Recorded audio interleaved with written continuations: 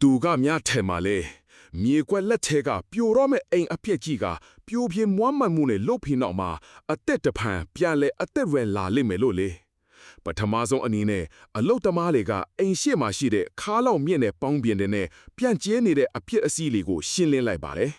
ခြောက်တွေးနေတဲ့မြေကွက်လက်ထော်တန့်ရှင်းရလှုပ်လိုက်ကြတယ်ပြီးတော့ဖြစ်စည်းနေတဲ့အမိုးပေါ်ကိုတက်သွားပြီးလှုပ်ခါနေတဲ့အမိုးပြအဟောင်းတွေအားလုံးကိုတတိထားပြီးဖယ်ရှားခဲ့ပါတယ်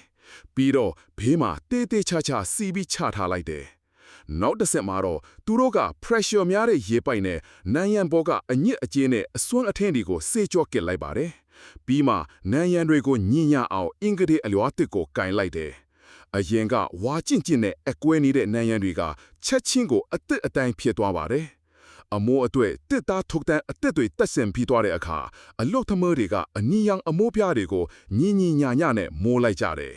အိမ်အိုလေးအတွက်လေနဲ့မိုးကိုကာကွယ်ပေးမဲ့အမိုးအသက်တစ်ခုဖြစ်လာစေခဲ့ပါတယ်။တိုင်းတွေကိုလည်းနှွေးထွေးတဲ့တစ်သားရောင်စေးတုပ်လိုက်တယ်။တစ်သားတကအသက်နဲ့မှန်ပရင်းပေါက်တွေကိုလည်းလဲလဲတက်ဆင်လိုက်ပါတယ်။အိမ်ရှိကမြေကွက်လက်ကိုလည်းထေးထေးချာချာပြင်ဆင်လိုက်ကြတယ်။အလုတ်သမားတွေကကြောက်ပြားတွေခင်းပြီးအကွက်အကောက်လူသွားလမ်းလေးဖောက်လုပ်ခဲ့ပါတယ်။လမ်းဘေးနံဖန်မှာတော့ပန်းပင်စိုက်ဖို့နေရာချန်ထားခဲ့တယ်